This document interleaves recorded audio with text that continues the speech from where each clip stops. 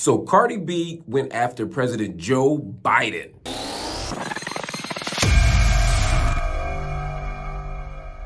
On an Instagram Live, Cardi B criticized President Biden for his treatment of the American economy and the treatment of wars abroad. Here's what she said. Endorsing no presidents no more. Because how is there a $100 million budget cut in New York City for schools, library, police safety, and sanitation? Yeah, Joe Biden's talking about, like, yeah, we could fund two wars. We could fund two wars. Motherfuckers talking about we don't got it, but we got it. Like, we're the greatest nation. No, the fuck we're not. We're going through some shit right now. Like, say it. Say it. We really going through, we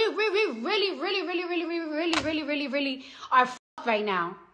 See, Cardi B can break it down like nobody else. She put it in clear, accessible language. This is a problem. Cardi B is doing something that's very important and something that's very courageous. Remember, she was one of the people who endorsed Joe Biden for president. First, it was Bernie, and then after Bernie lost, she went and said Joe Biden needs to be the president, not Donald Trump. And guess what? She was right. But she's also right to criticize Joe Biden when he goes wrong. And right now, she's talking about the fact that America is spending too much money in global wars that are wrong anyway. And on the other hand, not investing in American economy, American infrastructure, and American cities.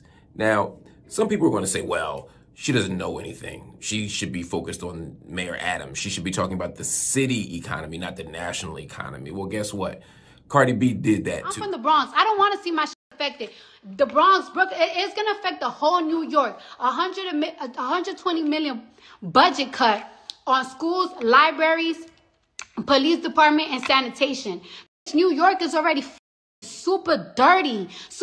Like, yo, you know what's embarrassing? Like, it's like, you know, like, I know people from California, I know people from Atlanta, so I always be like, yeah, New York is the greatest place in the world. Yeah, they be like, New York is dirty. And it is dirty. And we're going to get even dirtier with the fucking budget cut. Mayor Adams himself said that we're going to continue to cut the budget until we get some help from the government, from the federal government. So again, Cardi B comes full circle and is correct. The federal government is not investing in American cities. And as Cardi said, it's not just New York. It's cities all around the country where we see this lack of investment.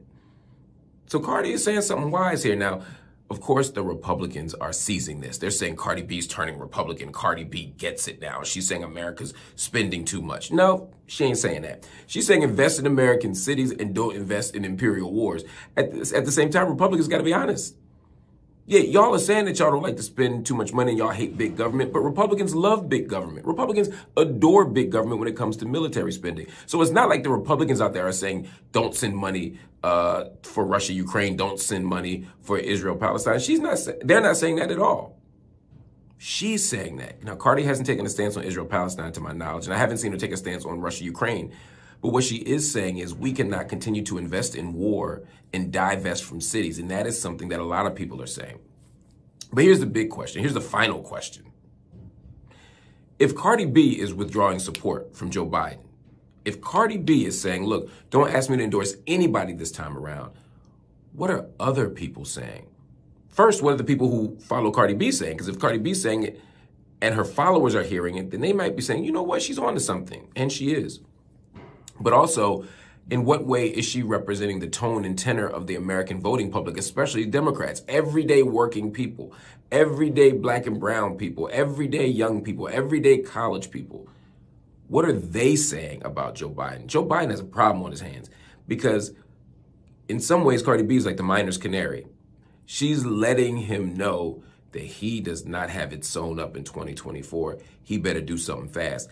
And if I'm a Democrat, and I'm not, I'm a Green Party member, but if I were a Democrat, I'd be looking right now at a primary alternative to Joe Biden. Now, I wouldn't tell people to vote third party. If I'm a Democrat, of course, I wouldn't tell people to sit this one out. If I'm a Democrat, of course, you can't do that. But what you can do is find a primary challenger who will meet the needs and expectations of disappointed voters, voters who wanted a ceasefire, voters who wanted jobs, voters who wanted to defund and abolish police.